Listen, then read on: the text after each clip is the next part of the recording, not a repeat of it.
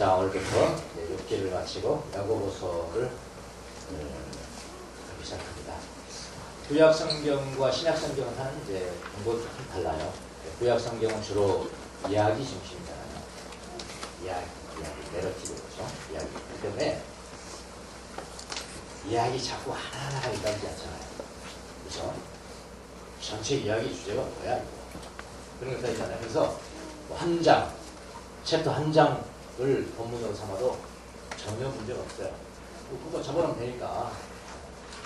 구약 성경은 보통 그런데 신약 성경은 오늘 우리 야고보서 서신서 같은 경우는 그냥 이야기 아니잖아요.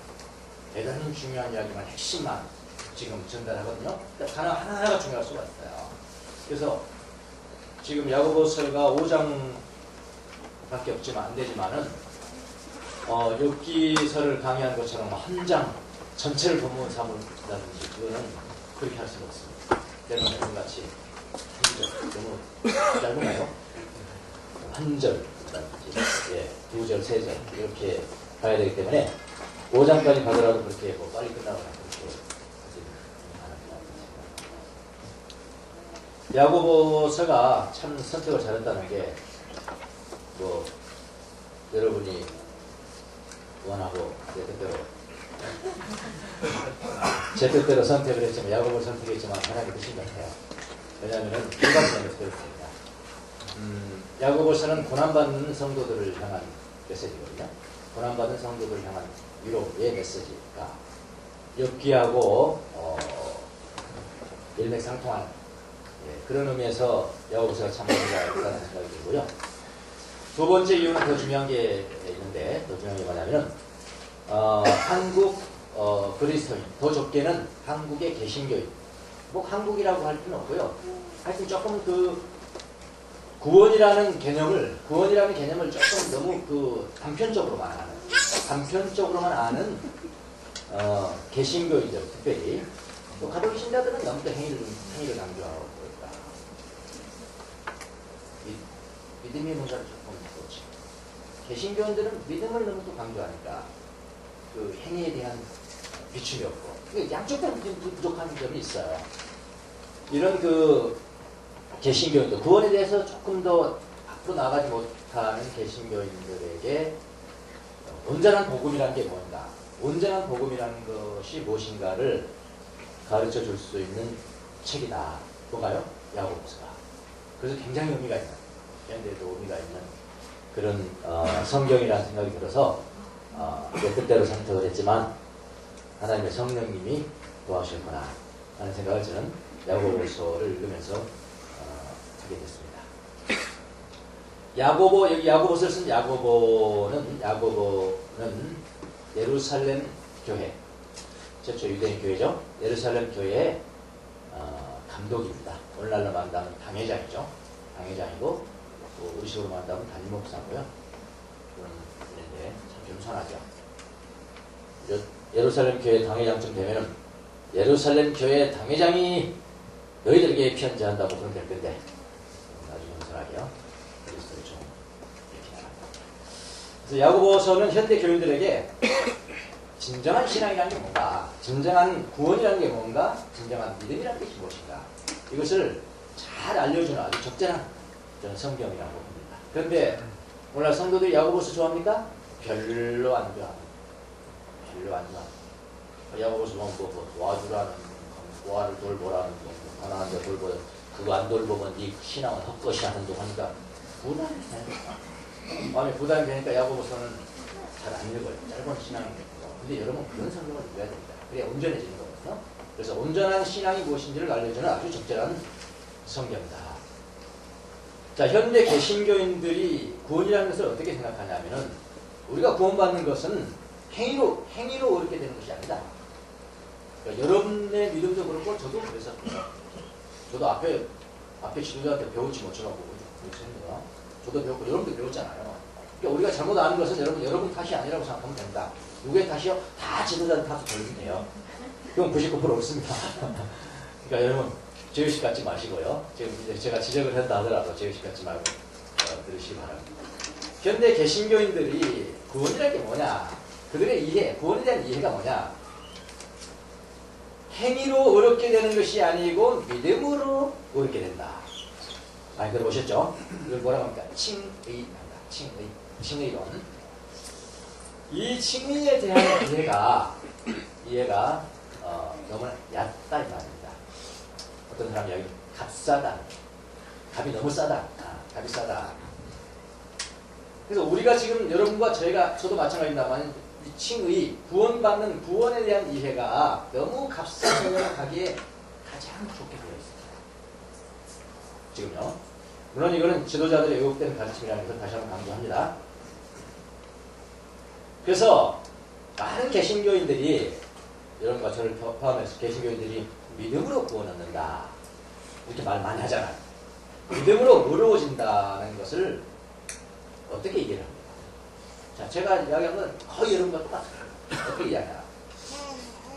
예수 그리스도가 하나님께서 보내신 그리스도다. 하나님의 아들이다. 그는 인성과 신성을 가지신 분이다. 이거 좋아요.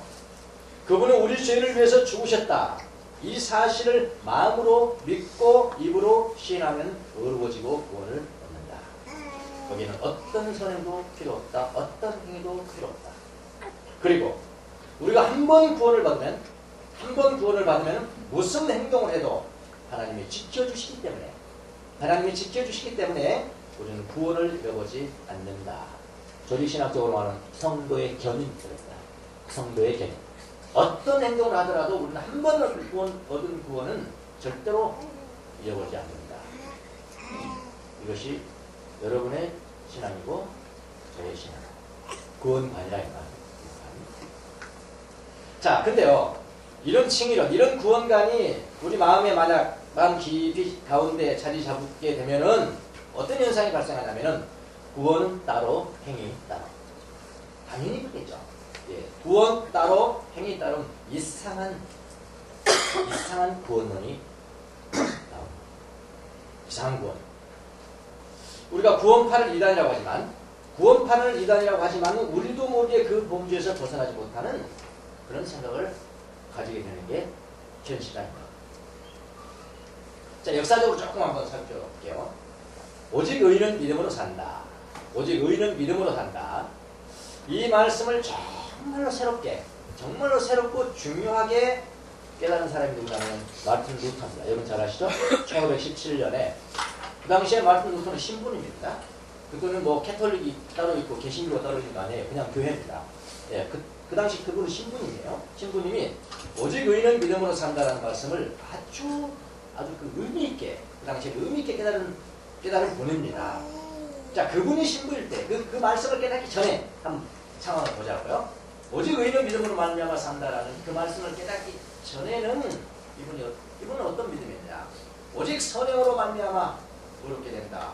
이 선행을 하지 못한 것은 우리가 고행을 통해서 보상을 받고, 그러니까 이런 고행과 선행을 행함으로 말미암아 우리가 어렵게 된다는 사실은 구원의 다른 측면이었죠. 다른 측면을 지나치게 신봉하는 거죠. 누가요? 말씀 루터가요. 그분들의 행동은 대단한 거겠죠. 왜냐하면 행위로 구원을 얻는다는 그걸 신봉하니까요. 굉장한 거 아니겠습니까? 그런데 그 고행을 하다가 바로 그 순간에 뭘 깨달았냐면 아니다. 의인은 믿음으로 산다. 의인은 믿음으로 말미암아 산다는 말씀을 깨닫게 됐다는 말입니다. 새롭게 깨달아본 거죠. 그럼 의인은 믿음으로 산다 하니까 행위하지 말아라. 그런 이야기입니까? 잘 생각해보세요. 마르틴 루터가 그걸 깨닫다 이 말입니다. 행위로 말미암아 구원을 얻는다는 그런 것을 너무나 지나치게 강조하고 지나치게 빛을 비춰서 그걸 신봉하고 있는데, 그렇게 살고 있는데 아무리 살아도 안 되니까 더 고행하고 자기가 고행하고 했는데 그 순간에 의인은 믿음으로 말미암아 산다는 이 말씀을 새롭게 깨닫게 됐다. 그러면 그 깨닫은 말씀은 네가 하는 행동은 다 가짜야. 지금부터 마음대로 살아도 돼. 믿음만 있으면 되는 거야. 마음대로 행동해도 돼. 그런 생각입니까? 아니잖아요. 무슨 말인지 아시겠죠? 그가 지금까지 행동한 고행과 행위에 대해 빛이 비춰주고 새로운 빛을요. 믿음이라는 차원의 그 빛이 비춰준 것이지 그거 다 버리는 거 아니잖아요. 그러니까 여러분 그걸 이해를 하셔야 된다. 그런 말입니다. 바로 의인은 믿음으로 산다는 말씀을 새롭게 깨닫고 구원에 대해서 전체 빛을 비춰주는 그런 순간이 마르틴 루터에게 있어요. 그래서 이제 종교개혁이 의미가 아닙니까? 그래서 루터에게는 이신칭의, 이신, 믿음으로써 칭의, 어렵게 된다. 이신칭이라는 말씀이 의미가 있는 거예요. 그럼 살아왔거든요. 그런 삶을 살았거든요. 아주 선한 행동을 해왔거든요. 의미가. 그러니까 이신칭이라는 말씀이 새롭게 의미가 있는 것이죠. 행함만을 강조하는 그에게는 의미가 있죠. 믿음으로 만나다. 무슨 말인지 아시겠어요?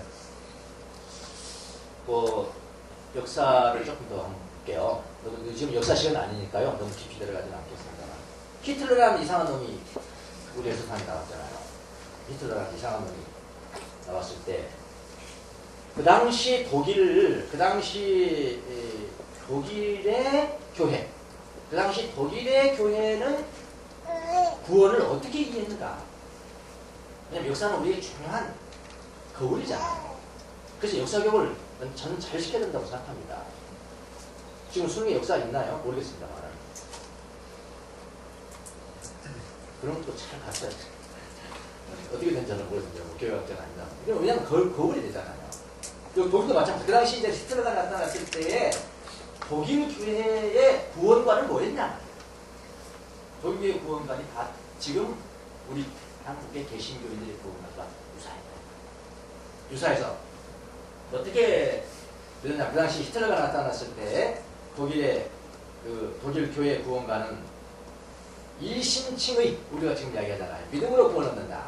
이신칭이라는 것을 구원 따로 행한 따로, 구원 따로 행한 따로라고 생각해서, 그렇게 되면요, 에이 히틀러 정권 뭐 잘못한 이 나쁜 놈 말 한마디 못하는 거 그건 다른 문제잖아요. 나 구원 받았는데 뭐, 나 구원 받았는데 뭐, 구원 받으니까 적당히 살다 가는 거지 뭐. 그리고 좀 그렇게 그 악행을 행하는데도 그렇게 구원 따로 행함 따로, 구원 따로 행함 따로 라는 그 신앙 때문에, 당시 독일교회의 그 약점 때문에 히틀러의 정권에 굴복을 했다는 거죠. 역사가들의 평가입니다.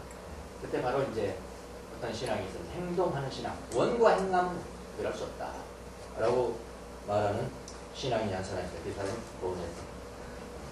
보네포 아시죠? 네. 모르시면 지금부터 아시면 돼요.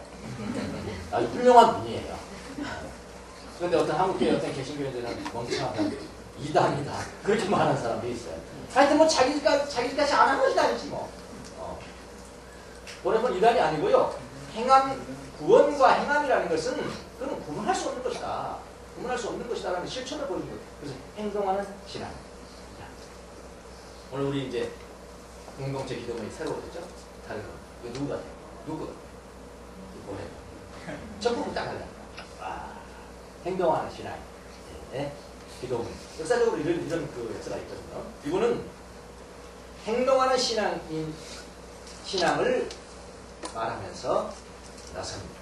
그러니까 이신칭의를 믿음으로 구원을 얻는다는 것은 믿음 따로 행동 따로라고 믿는 구원이라는 것은, 그런 구원이라는 것은 이거 보네포 이야기입니다. 싸구려 은혜다. 값싼 구원이다. 그렇게 합니다. 값싼 구원이다. 그렇게 외치면서 행동하는 신앙을 구현을 합니다. 독일 교회도 그 역사가 있었다니까요. 그 있었다면, 독일 교회도 그랬다면은 우리나라 교회는 왜 그 전철을 안 받겠나? 지금 우리가 지금 그걸 받고 있다. 오늘날 우리나라의 한 교회가, 전체 교회라고 해도 됩니다, 고난을 받고 있습니다. 우리도 고난 안 받습니까? 전도가 되잖아요. 전도가.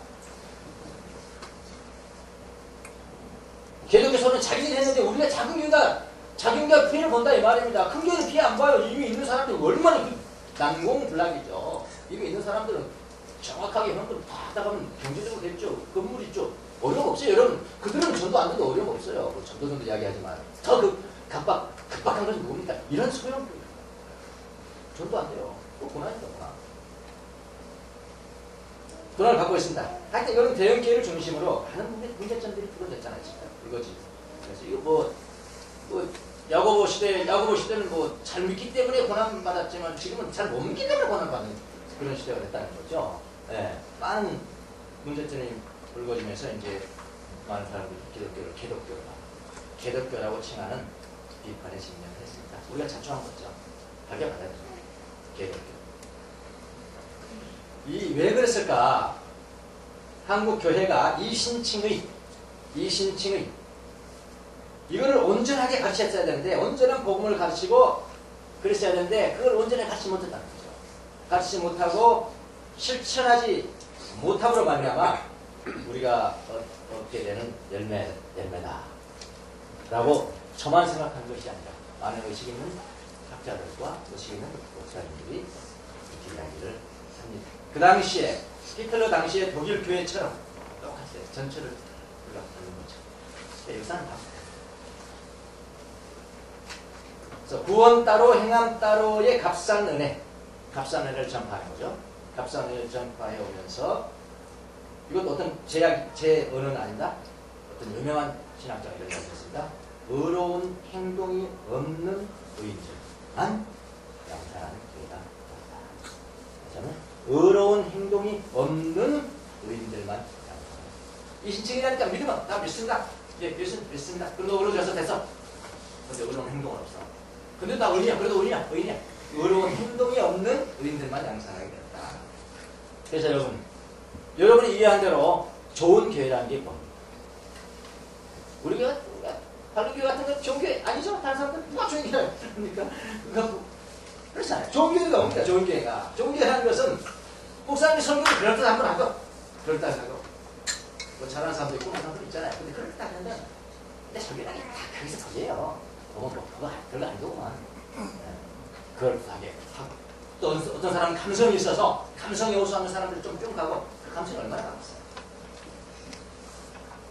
자, 설교를 그럴듯하게 하고 그 다음에 아까 제가 말씀드렸듯이 의로운 행동이 없는 의인들을 많이 모집하고 그렇게 했잖아요. 모집하고 그 다음에 여러분의 재물을 하늘에 쌓아둬라. 하늘에 쌓아둬라. 그래서 헌금을 11조 안 하면은 뭐도 임명하나? 집사 임명하고 장로 임명하는데 뭐 본자 가장 먼저? 어떤 교회? 헌금 임명하지 마. 그걸 딱 오케이. 안 돼. 근데 이렇게 하는 이거 정말 궁금해나 사실 아니에요. 현금하게 하고 큰 건물 짓고 프로그램 빵빵하고 시설 빵빵하고 그게 좋은 게 야 진짜 여러분 했잖아요. 그게 잘 나가는 교회라고 했잖아요. 그게 칭했잖아요. 부러워하기도 하고요. 그런데 지금 그런 생각들이 무너지고 있습니다. 여러분 믿음이라는 것은 오늘 야고보서의 주제를 이야기하다 보니까 짚고 넘어가야 되겠죠. 왜 야고보서를 우리가 중요시 얘기해야 됩니까? 믿음이라는 것은 단지 교리의 고백이 아니에요. 그래서 단지 교리의 고백이고 뭐 그리스도 인성이고 신성이 계시고 우리를 십자가에 못 박일 교리냐 닥트린이죠.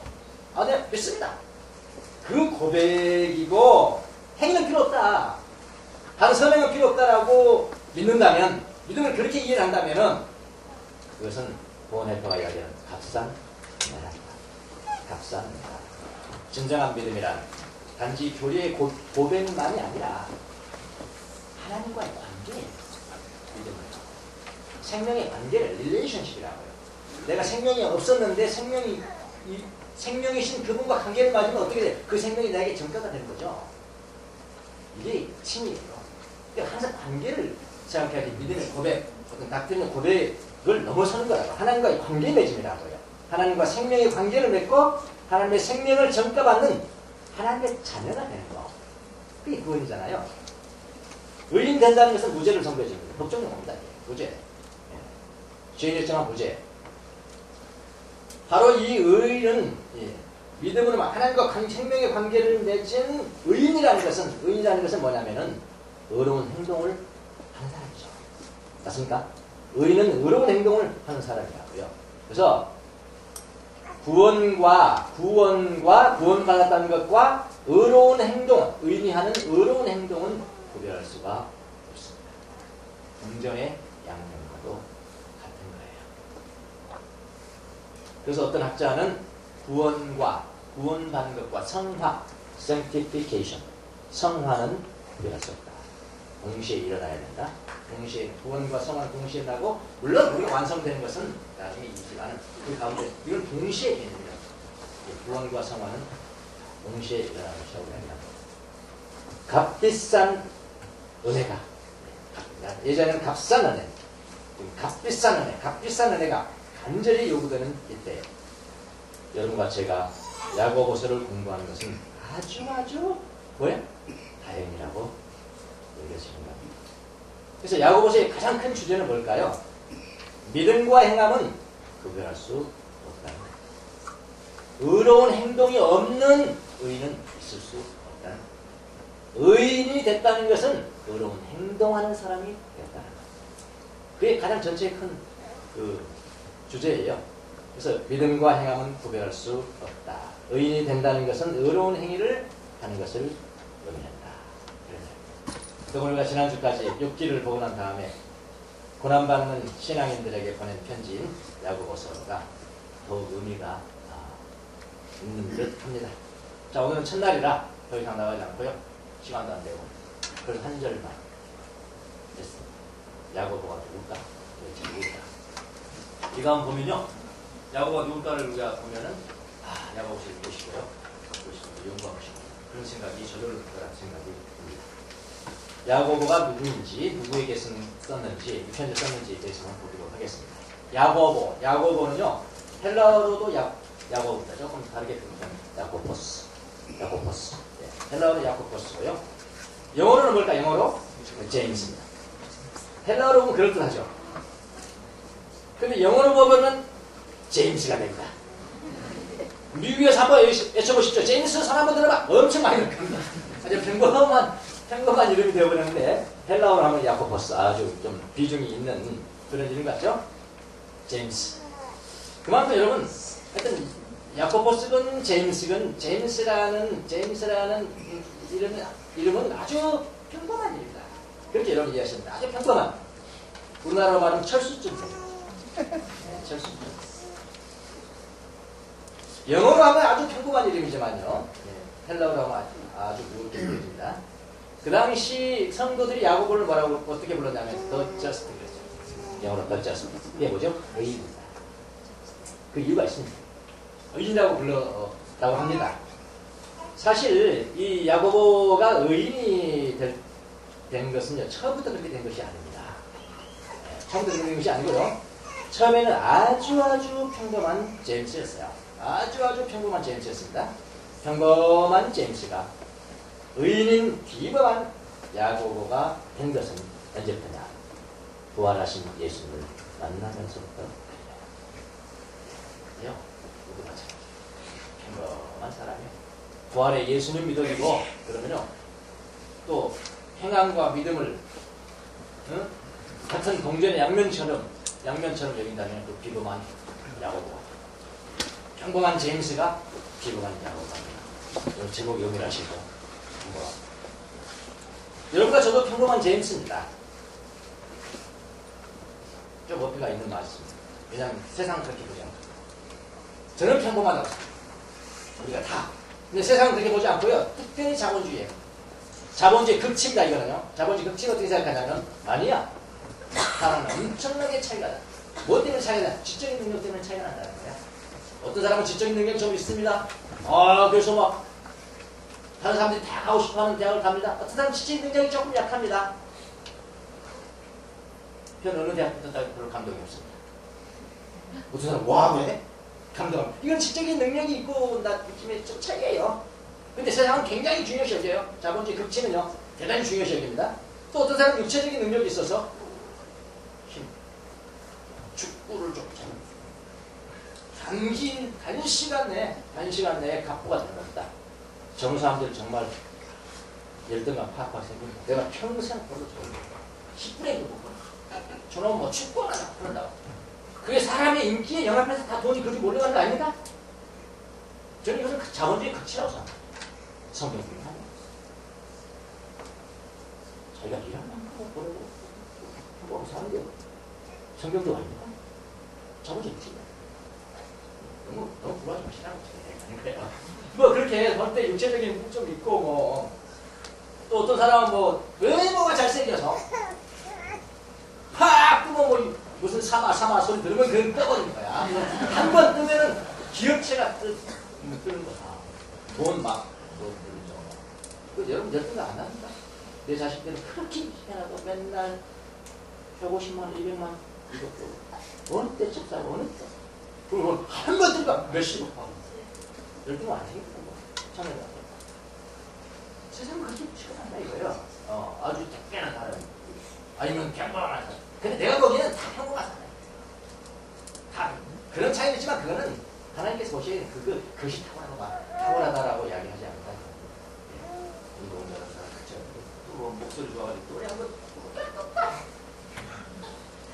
그럼 막 어마어마하게 그런 능력 때문에 얼마나 돈을 버는 사람도 있습니다. 자본주의의 극치입니다. 성경적은 아니에요. 다시 말합니다. 당연히 우리가 그래야 된다고 생각하지 마세요. 근데 뭐 다 똑같구만 늙어가니까.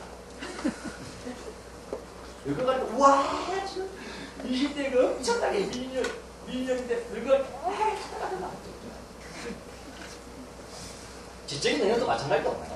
지난주에 전 바로 직전 대법원장 식사를 했어요. 그분이 한다. 70대로는 저한테 해주면 자기가 대법원장한테 이거 한다고 저거 한다고 열심히 이랬다 이거야.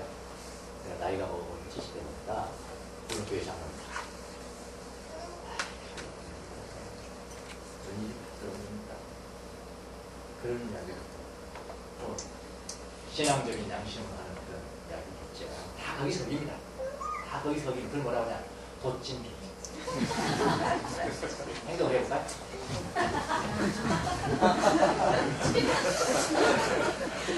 우리 자녀들, 우리 젊은이들에게 하라고 이야기. 여러분, 어떤 사람은 이게 좋아서, 얼굴이 좋아서, 축구를 잘해서, 머리를 잘해서 그냥 한 번에 그냥 막 한꺼번에. 고마워요. 월석이를 그래요. 영상 월석이. 유축되고 그런 다 똑같아.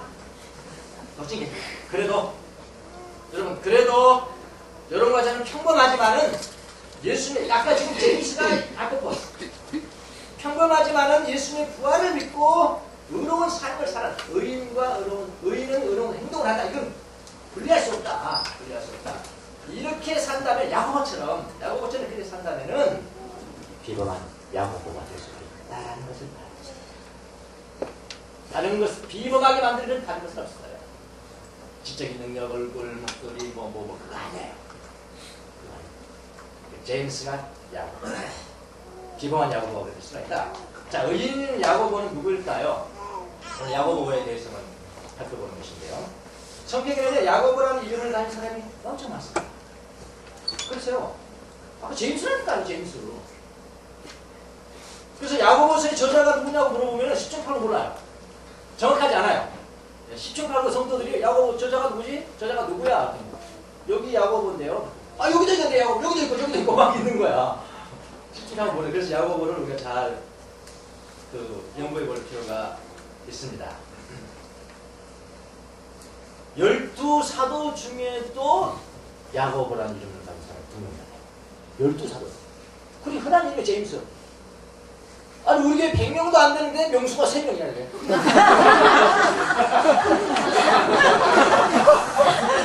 100명도 아니 3명이야.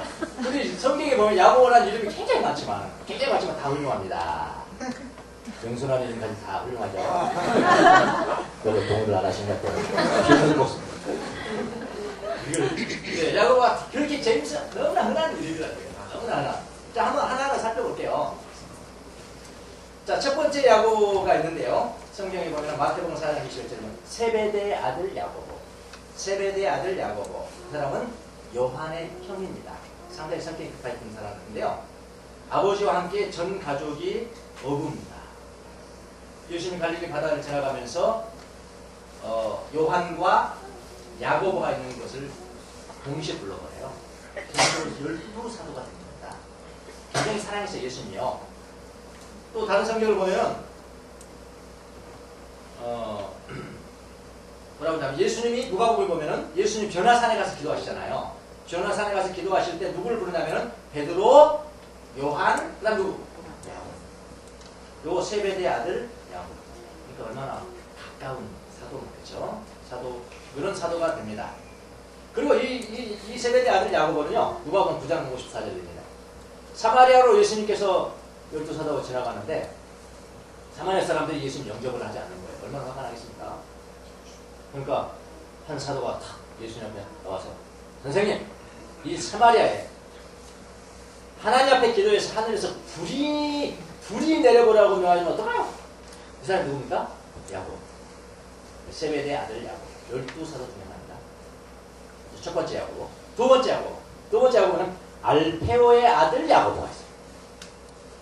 우리가 다 달라요. 주명수, 안명수 다 다르잖아요. 이렇게.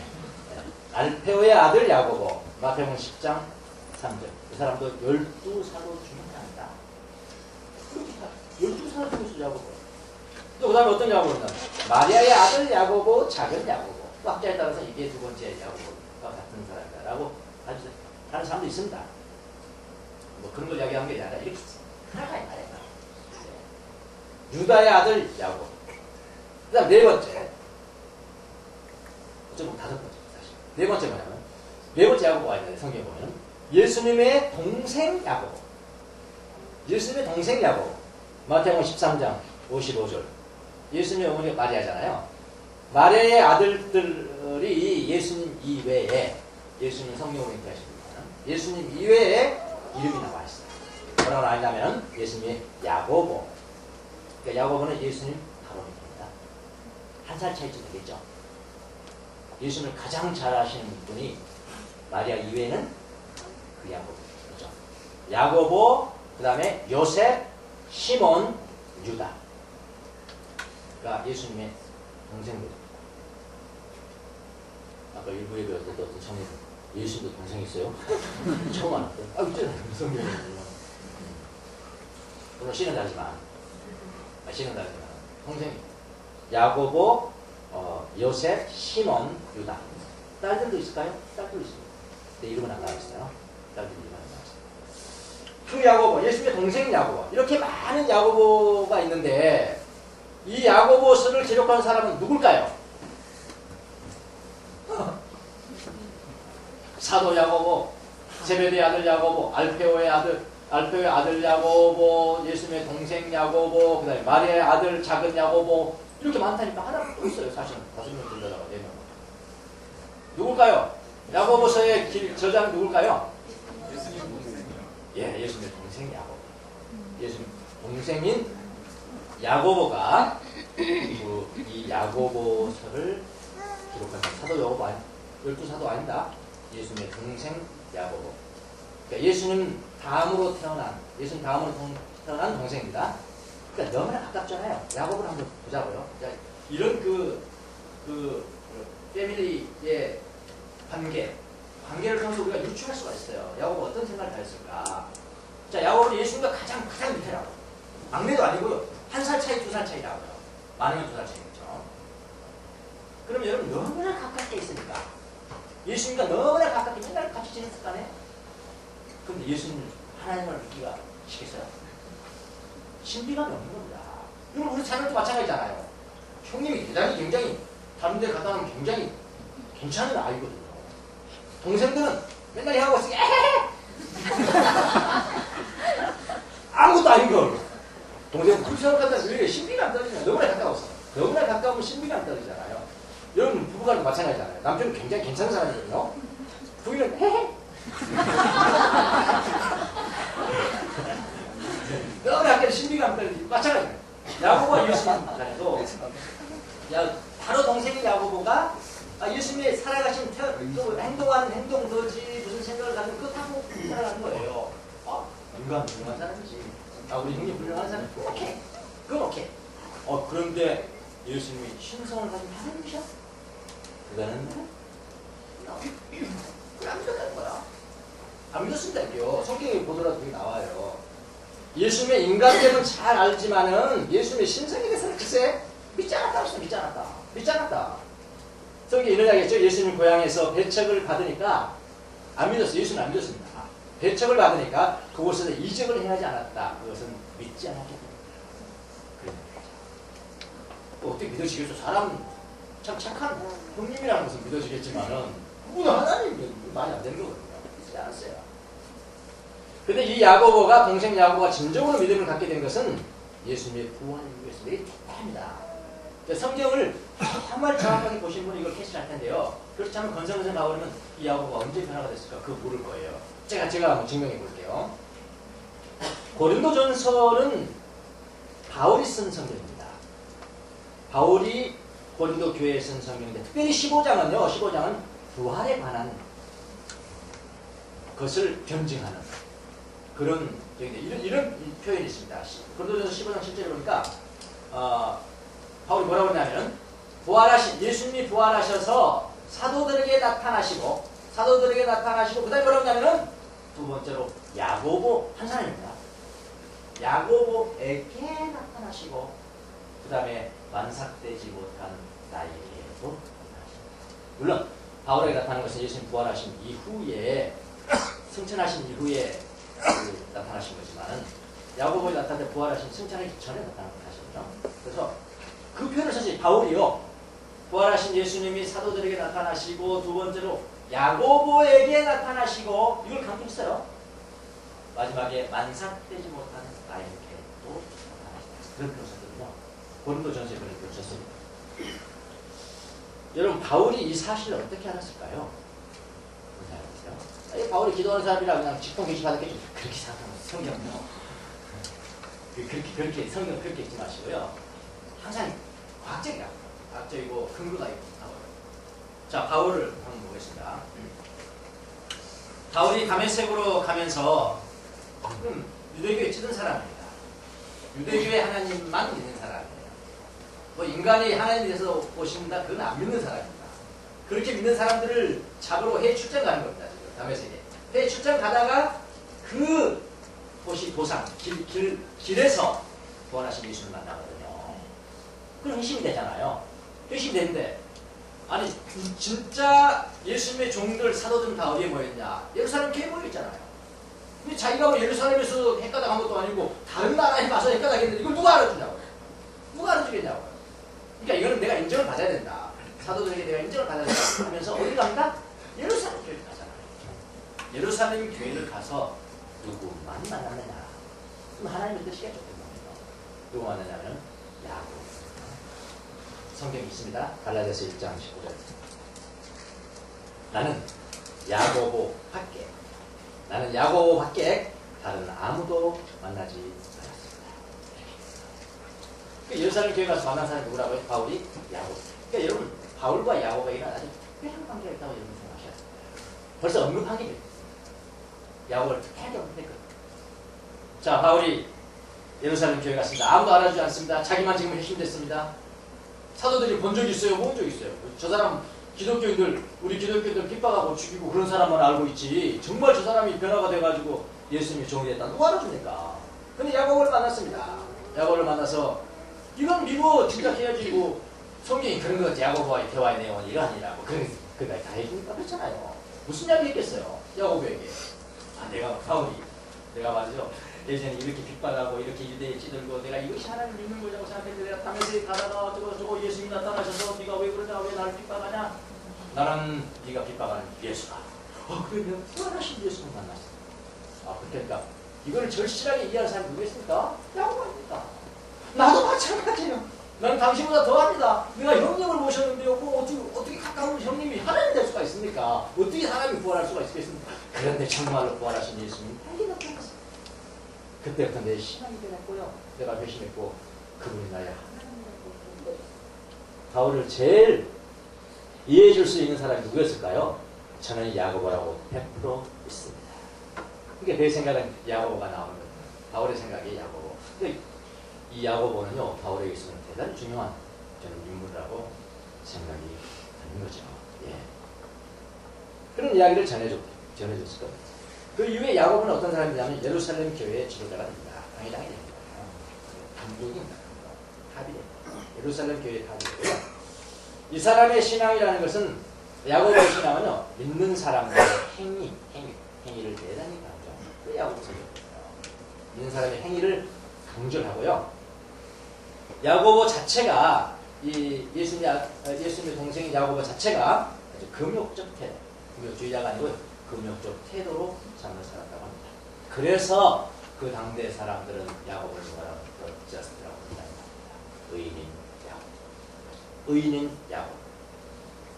이 사람은요, 예루살렘 회의라는 게 있잖아요. 첫 번째 공회 아닙니까? 예루살렘 회의가. 이방인들이 예수님 믿는데 율법을 지켜야 되냐, 안 지켜야 되냐?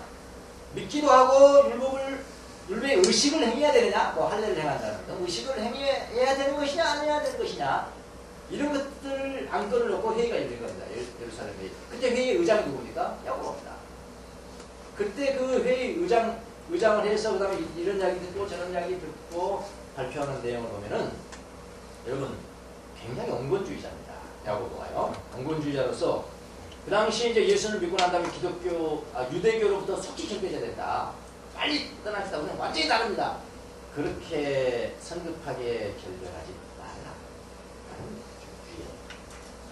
오늘 우리가 좀 공부가 되지 않습니까? 우리는 조금만 하다 빼자버리자. 이게 틀리다. 그렇게 하자. 네.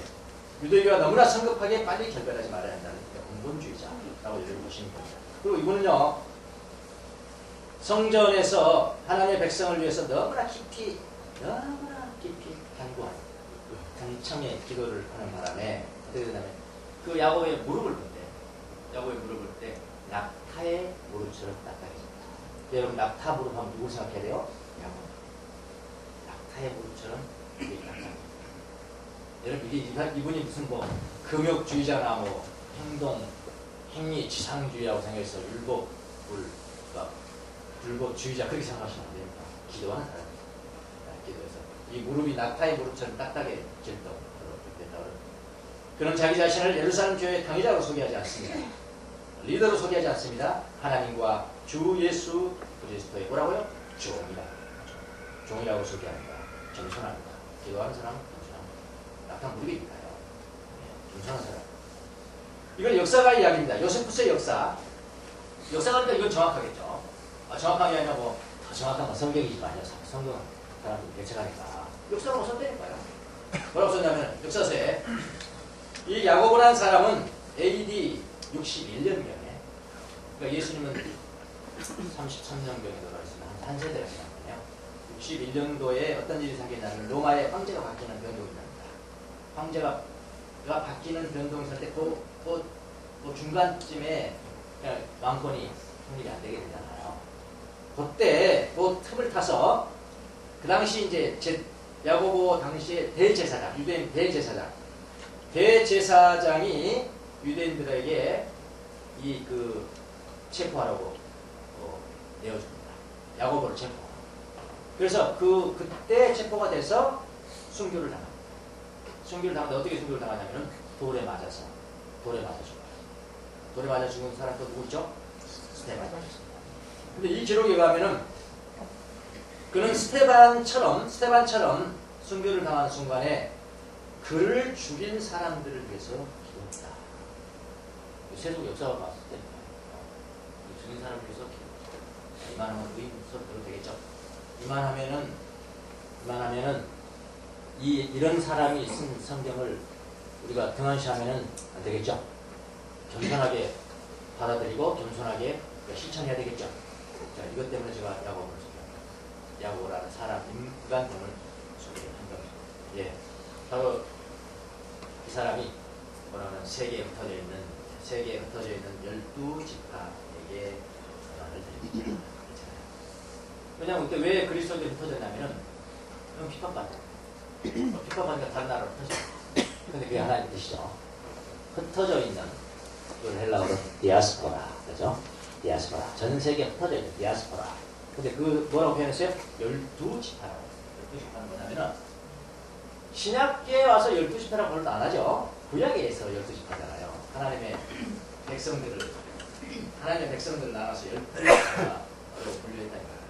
근데 그것은 전 이스라엘 백성이죠. 근데 야고보가 쓸 때는 다른 의미겠죠. 새로운 이스라엘. 12지파는 모든 예수 믿는 사람들.